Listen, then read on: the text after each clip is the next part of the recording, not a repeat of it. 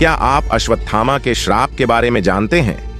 प्राचीन कथाओं के अनुसार हिंदू ग्रंथों के पन्नों में एक रोचक विचार है जिसे चिरंजीवी कहा जाता है। यह 7 विशेष प्राणियों के बारे में बात करता है जिन्हें अमर माना जाता है। ऐसा कहा जाता है कि ये असाधारण प्राणी विभिन्न युगों में मौजूद थे और ब्रह्मांड में होने वाली हर चीज के शाश्वत गवाह हैं। इन 7 में से एक हैं अश्वत्थामा। जिस आशीर्वाद पर उसे कभी गर्व था वह अभिशाप बन गया।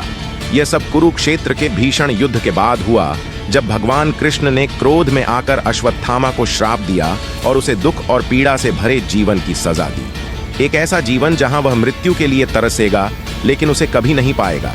लेकिन ऐसा क्यों हुआ? भगवान कृष्ण ने अश्वत्थामा को श्राप क्यों दिया? और इससे भी महत्वपूर्ण बात यह है कि क्या वह आज भी जीवित हैं? अश्वत्थामा द्रोणाचार्य और कृपाचार्य की बहन कृपि का पुत्र है।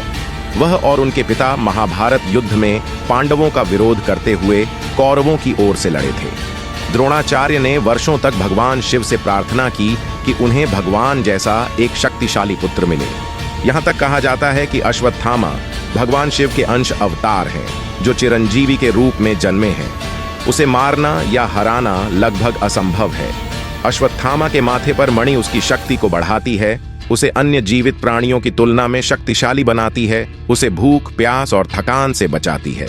महाभारत के युद्ध में भीम द्वारा दुर्योधन के मारे जाने के बाद अश्वत्थामा और बचे हुए कौरव योद्धा एक घातक योजना बनाते हैं। वे सोते हुए पांडव भाइयों को खत्म करने के लिए रात में पांडवों के शिविर में घुस जाते हैं। लेकिन यहाँ चीजें बहुत गलत हो जाती हैं। उस रात कृष्ण सभी 5 पांडवों को कहीं और ले जाते हैं और पांडवों के बजाय कौरव पांडवों के 5 निर्दोष पुत्रों को मार डालते हैं और उनके शिविर को चिता में बदल देते हैं। जब पांडव भाई अपने शिविर में लौटकर यह दिल दहला देने वाला मंजर देखते हैं, वे अश्वत्थामा की खोज करते हैं। उन्हें पता चलता है कि अश्वत्थामा ऋषि व्यास के आश्रम में है। अश्वत्थामा उनका सामना करता है। वह घास की एक छोटी सी पत्ती से एक शक्तिशाली हथियार ब्रह्मशीर्ष अस्त्र बनाता है और इसका निशाना पांडवों और कृष्ण पर लगाता है। क्रोध में अर्जुन भी अश्वत्थामा पर ब्रह्मशीर्ष अस्त्र का प्रयोग करता है जो उसे स्वयं द्रोणाचार्य से प्राप्त हुआ था। ब्रह्मशीर्ष अस्त्र ब्रह्मास्त्र का ही एक अंश है जो शत्रु को नष्ट करने के लिए उल्काओं की वर्षा ला सकता है। इस हथियार को पवित्र मंत्रों का उपयोग करके जागृत किया जाता है। इन शक्तिशाली अस्त्रों की लड़ाई में पूरी पृथ्वी का विनाश हो सकता था। इसे देखते हुए ऋषि व्यास बीच में आते हैं और अश्वत्थामा और अर्जुन दोनों को अस्त्र को रोकने का आदेश देते हैं। अर्जुन इस अस्त्र को रोकने में सक्षम था, लेकिन अश्वत्थामा ऐसा करने में असमर्थ था क्योंकि द्रोणाचार्य ने उसे कभी यह नहीं सिखाया कि इसे कैसे रोकना है।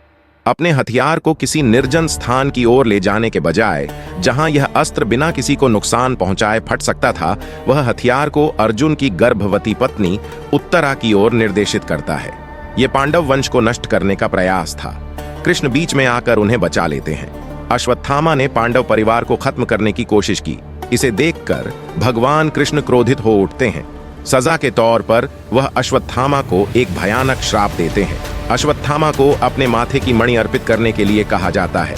तब कृष्ण ने अश्वत्थामा को यह श्राप दिया कि वह 3000 वर्षों तक जंगलों में घूमेगा, उसकी चोट से खून बहता रहेगा और वह मौत के लिए तरसेगा।